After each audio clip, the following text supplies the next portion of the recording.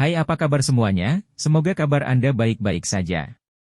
Terima kasih karena sudah memberikan support dan juga kesetiaan Anda untuk membangun channel Codot Film. Yuk kita lanjutkan alur ceritanya, sambil siapin kopi dan cemilan, setting suara volume full. Gasken. Gerbang Xiao.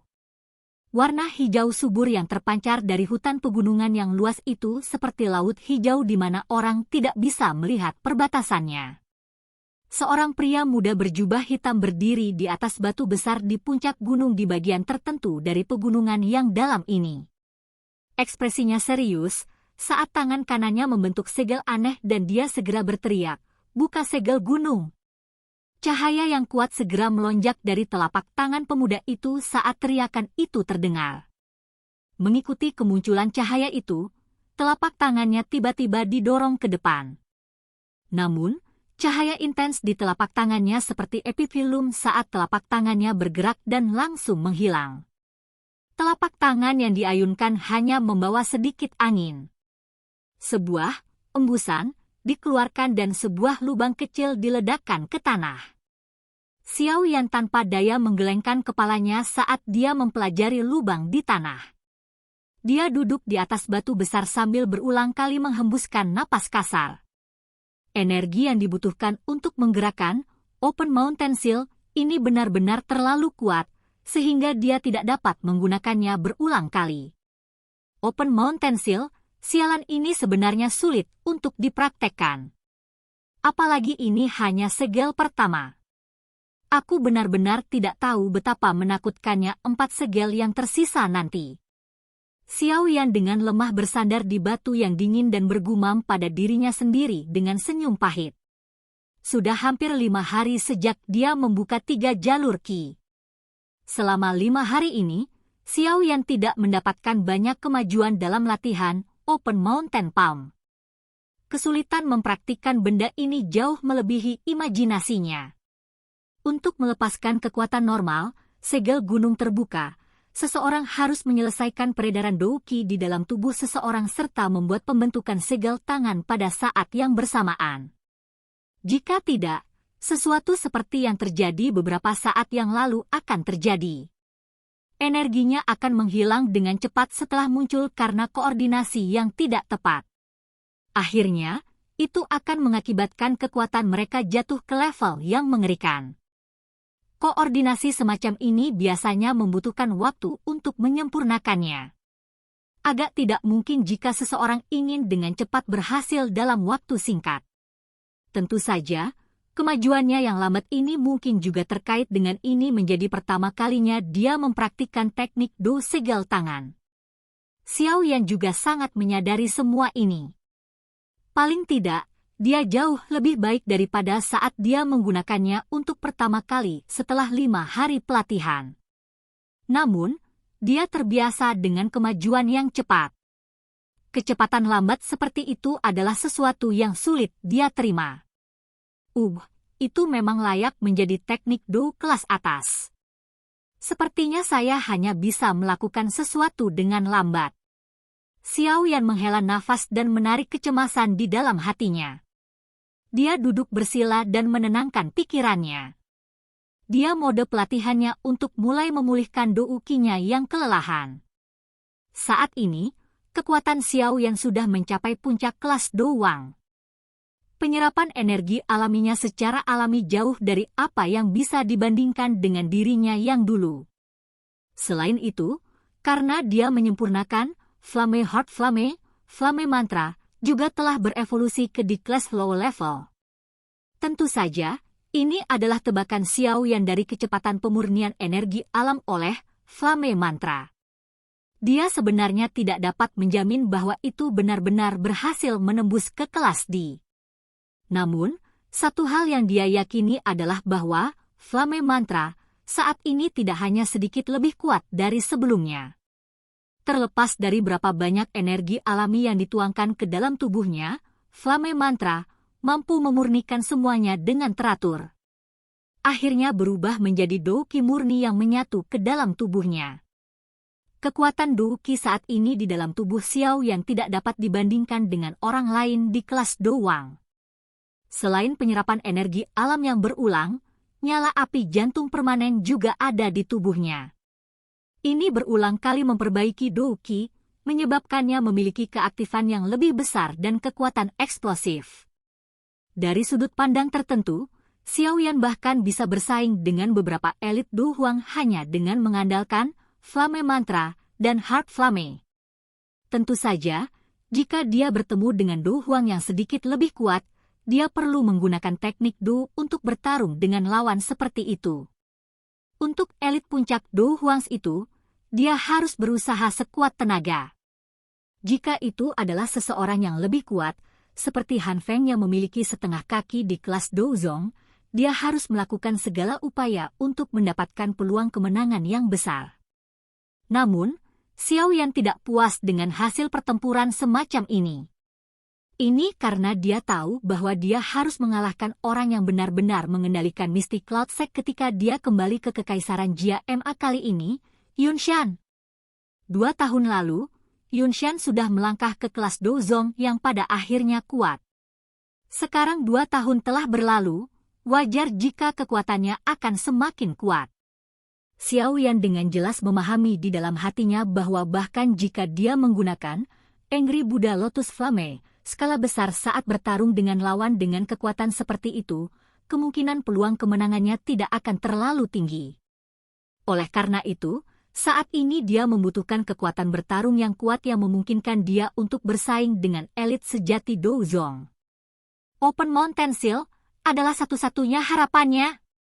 Oleh karena itu, tidak peduli apa yang terjadi, Xiao Yan harus benar-benar menguasai segel gunung terbuka dari teknik segel dewa sebelum dia kembali ke Kekaisaran Ma Jia. Kalau tidak, risikonya akan terlalu besar. Saat itu, dia dipaksa pergi seperti anjing yang kehilangan rumahnya saat dia diusir dari Kekaisaran Jia Ma. Ini bisa terjadi sekali, tetapi tidak akan pernah terjadi 2 kali. Xiao Yan tiba-tiba membuka matanya saat pikiran ini melintas di hatinya. Rasa dingin menyelimuti pupilnya yang hitam pekat. Yunshan, tunggu saja.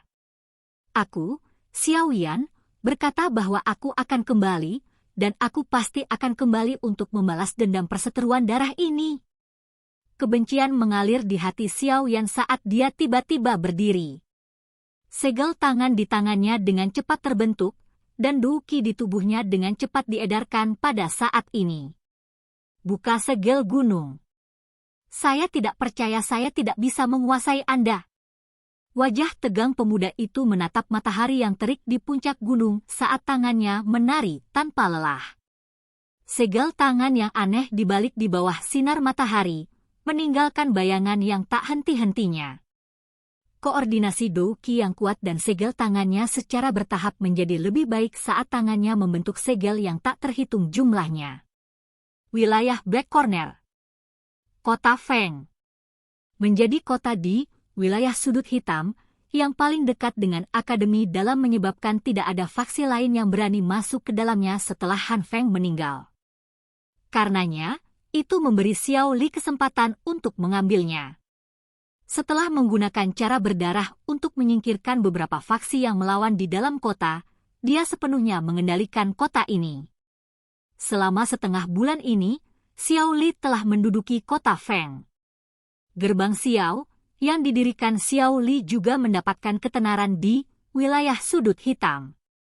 Namun, golongan lain kebanyakan mengadopsi sikap menonton dari pinggir dengan mata dingin. Mereka menunggu Akademi Jianan untuk membalas faksi yang sangat berani ini, yang belum pernah mereka dengar sebelumnya. Menurut harapan mereka, Akademi Jianan saat ini pasti tidak akan mengizinkan faksi lain dari wilayah sudut hitam untuk mengendalikan kota yang paling dekat dengan Akademi Dalam. Namun, yang membuat mereka terkejut adalah masih belum ada aktivitas dari Akademi Dalam setelah hampir 2 bulan.